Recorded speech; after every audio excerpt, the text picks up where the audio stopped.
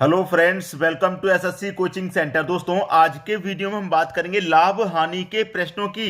लेकिन लाभ हानि के प्रश्नों में क्या होता है कि थोड़ा सा प्रतिशत का जानकारी होना बहुत जरूरी है।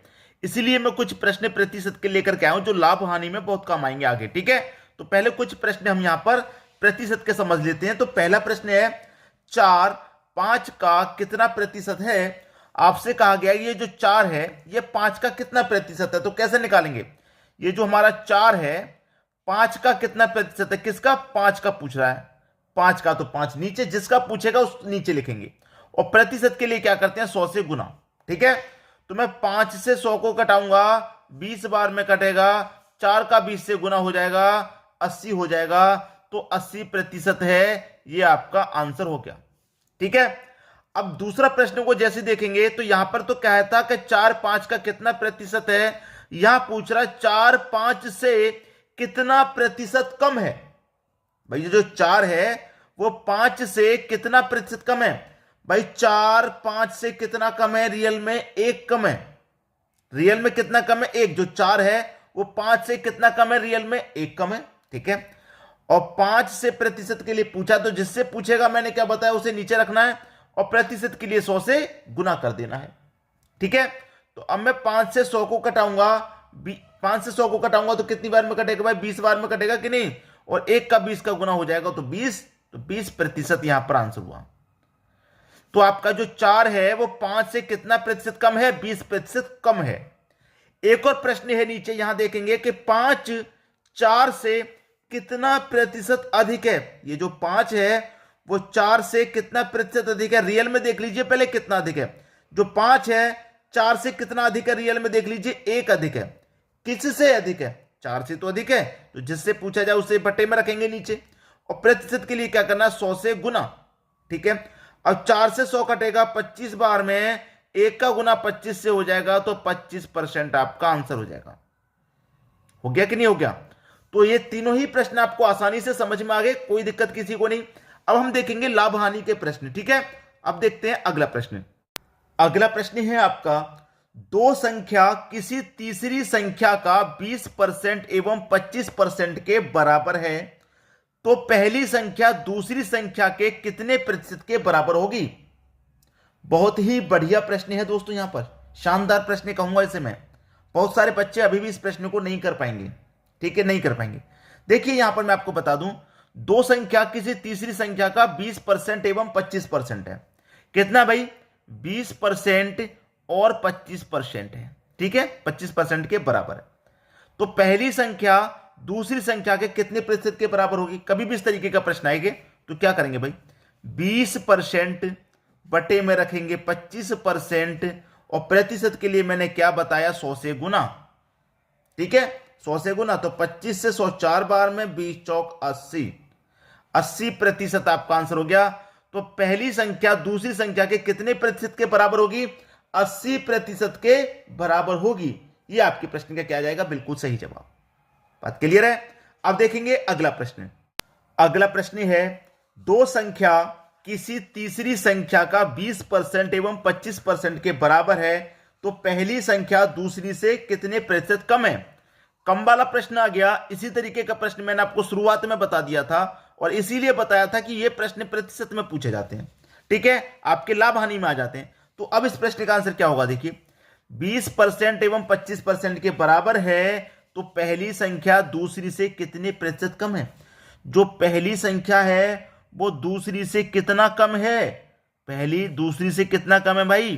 5 कम है। नजर आ रहा साफ साफ भाई? दूसरी से कितना कम है? 5 कम है। किससे? 25 से कम है। प्रतिशत के लिए क्या करेंगे? 100 से गुना। 25 से 100 4 बार में कटेगा, 5 चौके कितना? 20, 20% आपका सही जवाब हो गया पहला ऑप्शन। क्लियर होगी बात? सभी की समझ में प्रश्न यहां पर आसानी से समझ में आ गया है। अब देखेंगे हम अगला प्रश्न। अगला प्रश्न है, दो संख्या किसी तीसरी संख्या से 20% एवं 25% कम है। भाई ये पहली संख्या हो गई, ये दूसरी संख्या हो गई और ये हो गई तीसरी संख्या। कह रहा है कि दो संख्या किसी तीसरी संख्या से 20 कम है और 25 कम है। भाई पहली संख्या तो 20 कम है और दूसरी 25 कम है तीसरी संख्या से। तो तीसरी संख्या क्या मान लेंगे? 100 मान लेंगे। पहली संख्या 20 कम है तो 100 में से 20 कम कर देंगे तो 80 हो जाएगी। दूसरी संख्या 25 कम है तो 100 में से 25 कर दो कम तो 75 हो जाएगी। यही तो कह रहा है भाई, पहली संख्या 20 कम है और दूसरी संख्या 25 कम है तीसरी से, तो मैंने दोनों को उतना ही कम कर दिया।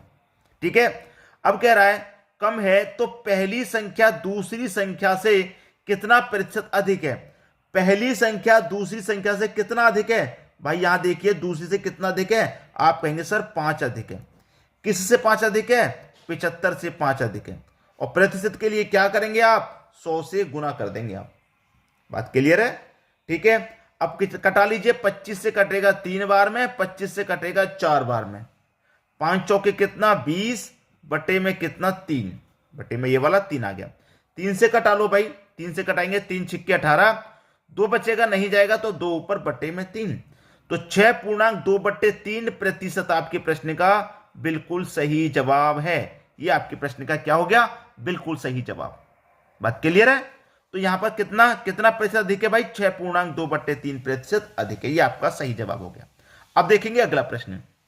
अगला प्रश्न है, दो संख्या किसी तीसरी संख्या से 20% एवं 25% कम है। बहुत बढ़िया प्रश्न है भाई, शानदार क्लास कहेंगे।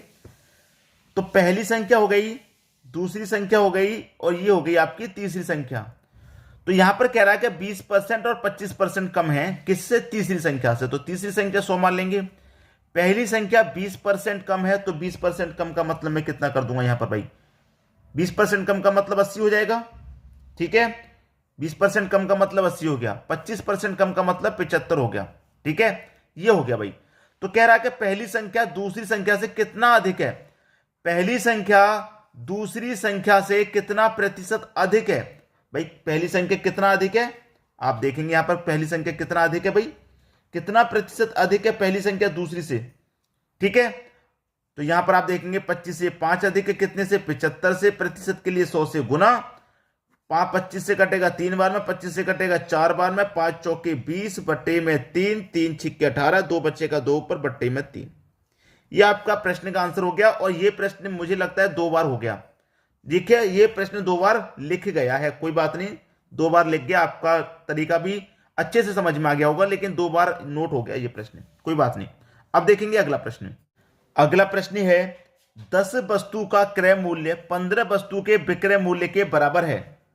भाई 10 वस्तु का क्या क्रय मूल्य, क्रय मूल्य मतलब कॉस्ट प्राइस, 15 वस्तु के विक्रय मूल्य, विक्रय मूल्य मतलब सेलिंग प्राइस के क्या है, बराबर है। तो लाभ प्रतिशत या हानि प्रतिशत ज्ञात करें। देखिए इधर क्या है, सीपी, मैं एसपी को इधर से बटे में लेके आऊंगा तो एससीपी सीपी के बटे में आ जाएगा। भाई सीपी है, मैं एसपी को इधर लाऊंगा तो सीपी के बटे में, इधर क्या बचा 15। अब मैं 10 को इधर लेके जाऊंगा तो 15 के बटे में 10। ठीक है, तो देखिए सीधा सीधा प्रश्न है, कॉस्ट प्राइस कितना हो गया 15, सेलिंग प्राइस कितना हो गया 10। अब देखिए 15 रुपए की चीज को आप 10 रुपए में बेचेंगे। भाई कॉस्ट प्राइस क्रय मूल्य 15 है, बेच रहे हैं 10 में, तो 15 की चीज को 10 में बेचेंगे तो घाटा हो जाएगा, नुकसान हो जाएगा, 5 रुपए का घाटा हो जाएगा। 5 का घाटा हो जाएगा कितने पर, भाई घाटा या लाभ किस पर निकलता है, क्रय मूल्य पर। क्रय मूल्य आपका 15 है और प्रतिशत के लिए क्या करेंगे आप, 100 से गुना कर देंगे। भाई कर देंगे कि नहीं कर देंगे, बिल्कुल कर देंगे। कटा लो, 5 एकम 5, 5 त्रिका 15 और 3 से कटेगा कितनी बार में, 33.1 बटे 3 बार में। तो यहां पर माइनस का साइन आ गया तो सीधा सीधा पता चल रहा है कि हानि हो रही है। 33.1 बटे 3% की क्या हो गई, हानि। यही आपके प्रश्न का क्या हो गया, सही जवाब हो गया। बात क्लियर है, सभी को प्रश्न आसानी से समझ में आ गया। अब देखेंगे हम अगला प्रश्न। अगला प्रश्न है, राम के 12 आम का क्रय मूल्य 8 आम के विक्रय मूल्य के बराबर है, तो उसका लाभ या हानि प्रतिशत ज्ञात करें। राम के 12 आम का क्या क्रय मूल्य, क्रय मूल्य मतलब कॉस्ट प्राइस, 8 आम के विक्रय मूल्य, विक्रय मूल्य मतलब सेलिंग प्राइस के क्या है, बराबर है, तो उसका लाभ या हानि प्रतिशत ज्ञात करें। भाई देखिए ये सीपी है, एसपी को यहां से लेके आऊंगा तो बटे में आ जाएगा, कॉस्ट के बटे में आ जाएगा। इधर 8 बचा, 12 को इधर ले जाऊंगा तो 8 के बटे में 12, तो कॉस्ट प्राइस 8 हो गया, सेलिंग प्राइस 12। अब 8 रुपए की चीज को आप 12 रुपए में बेचेंगे, सीधा सीधा लाभ हो रहा है, प्रॉफिट हो रहा है। 8 की चीज को 12 में बेचेंगे, 4 का लाभ। लाभ या हानि कॉस्ट प्राइस पर ही निकलता है, तो कॉस्ट प्राइस आपका 8 हो गया। और प्रतिशत के लिए क्या करेंगे, 100 से गुना कर देंगे। ठीक है, अब सीधा सीधा कटा लो भाई, 4 एकम 4, 4 दूने का 8 और 2 से 100 कटेगा 50 बार में, तो 50% का क्या हो रहा है, सीधा सीधा लाभ हो रहा है। और यही क्या हो गया आपके प्रश्न का बिल्कुल सही जवाब। उम्मीद करूंगा कि सभी प्रश्न आपको बहुत आसानी से समझ में आ गए होंगे, किसी भी प्रश्न में आपको कोई समस्या नहीं होगी। ठीक है दोस्तों, वीडियो देखने के लिए आपका बहुत बहुत धन्यवाद।